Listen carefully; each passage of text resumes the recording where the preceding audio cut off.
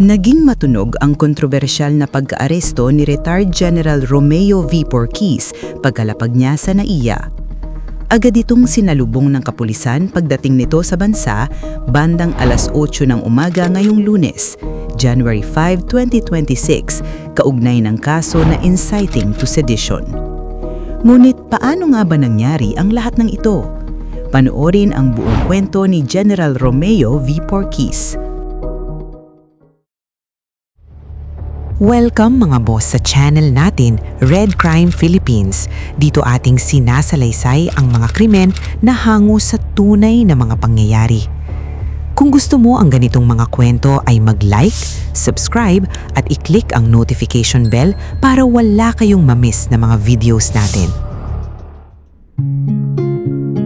Si Romeo de Vera Porquis ay isang retiradong general ng Philippine Air Force na ipinanganak noong 14 Oktubre 1958 sa Quezon, Isabela, isang maliit na pamayanan sa Hilagang Luzon.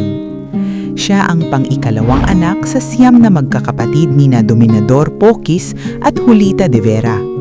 Lumaki siya sa isang tipikal na pamilyang Pilipino na may malalim na pagpapahalaga sa edukasyon at serbisyo sa bayan. Mula pagkabata, ipinakita na ni Romeo ang kanyang determinasyon at sipag. Nag-aral siya sa La Salette School of Quezon para sa kanyang primarya at sekundarya.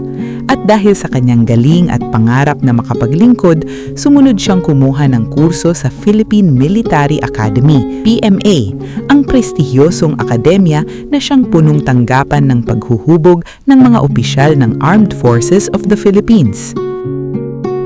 Siya ay nagtapos ng PMA noong 1981, dala ang degree na Bachelor of Science at halos agad nang nagsimula ang kanyang serbisyo sa AFP. Habang nasa serbisyo, hindi lamang basta sundalo si Porquis. Siya ay naging aktibong piloto na humawak ng mga helicopter gunships sa mga operasyong kontra-droga noong dekadang 1980, lalo na sa Cordillera. Sa paglipas ng mga taon, umangat ang kanyang posisyon sa Philippine Air Force. Nagsilbi siyang commander ng 710th Special Operations Wing at kalaunan ay naging Air Force Inspector General. Noong 2004, binigyan ng kagawaran si Porquis bilang Outstanding Soldiers of the Philippines ng Metro Bank Foundation and the Rotary of Makati.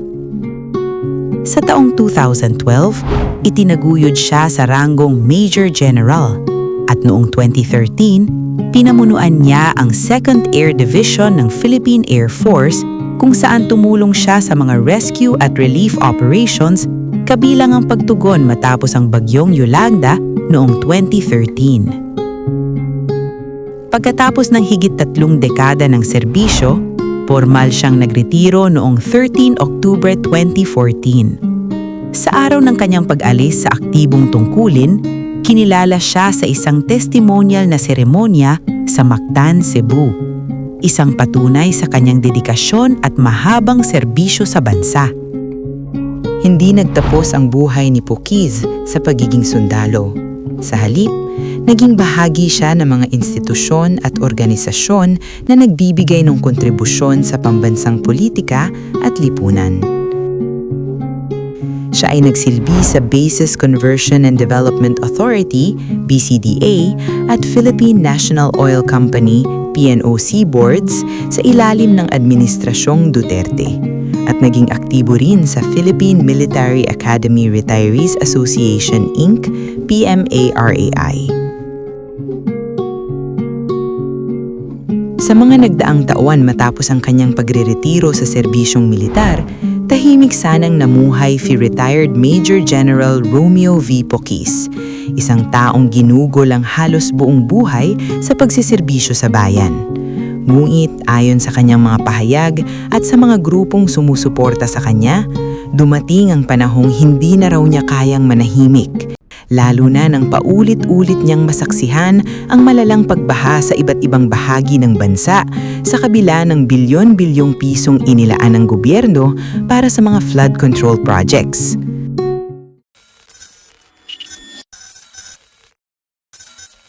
Para kay Porquis, ang issue ng flood control ay hindi lamang usapin ng infrastruktura. Ito ay usapin ng buhay, dignidad at kinabukasan ng mga Pilipino.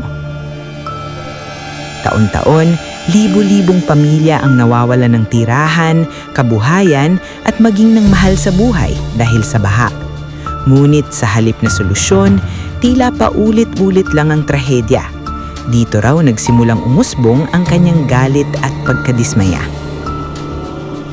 Noong 2025, nakilala si Pokey sa pagiging lead convener ng United People's Initiative o UPI, isang grupo na binubuo ng mga retiradong general, pulis at iba pang sektor na nagtataguyod ng tinatawag nilang panawagang laban sa malawakang korupsyon sa pamahalaan, partikular sa kontrobersyal na mga proyekto sa flood control.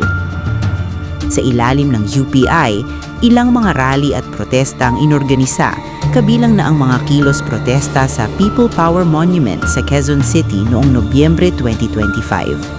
Sa mga pagtitipong iyon, inilahad ni Pokes at ng kanyang grupo ang kanilang mga hinaing, kabilang ang panawagan sa aktibong miyembro ng militar na iwanan ng suporta sa administrasyon ng Pangulong Ferdinand Bongbong Marcos Jr.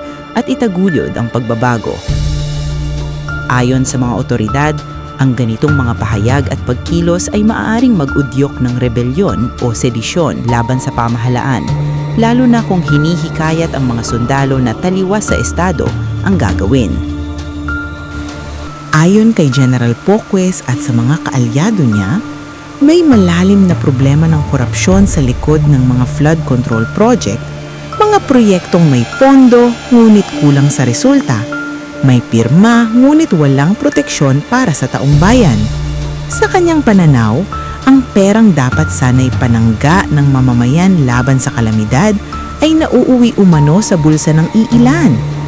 At habang patuloy ang katahimikan ng marami, patuloy rin ang pagdurusa ng ordinaryong Pilipino. Dahil dito, sinabi ni Poques na napilitan siyang manawagan ng pagkilos at pagkakaisa. Sa kanyang mga talumpati at panayam, iginiit niya na hindi ito panawagan ng karahasan, kundi isang panawagan ng pananagutan. Pananagutan ng mga opisyal na may hawak ng pondo at pananagutan ng sistemang pumapayag na magpatuloy ang katiwalian. Naniniwala siya na kung walang magsasalita, walang magbabago. Subalit ang kanyang mga pahayag, lalo na ang panawagan sa mamamayan at sa ilang sektor na manindigan laban sa maling pamamalakad, ay itinuring ng pamahalaan bilang mapanganib at lumalabag sa batas, na kalaunan ay nauwi sa kasong inciting to sedition. Para sa Estado, ang kanyang mga salita ay maaaring mag-udyok ng kaguluhan, ngunit para sa kanyang mga taga-suporta, ito raw ay sigaw ng konsensya ng isang dating sundalo na sawang makitang nilulunod ng korupsyon ang sariling bayan. Dahil dito, isang kasong inciting to sedition ang isinampalaban kay Pokes noong Disyembre 2025 at isang warrant of arrest ang inilabas laban sa kanya. Pagbalik niya sa Pilipinas mula sa isang bakasyon sa Bangkok, Thailand noong 5 Enero 2026, agad siyang inaresto sa Ninoy Aquino International Airport, NAIA, ng mga operatiba ng PNP-CIDG dahil sa nasabing kaso. Gayunpaman, siya ay nakapagpiyansa sa halagang 48,000 pesos at pansamantalang nakalaya habang nagpapatuloy ang proseso ng korte.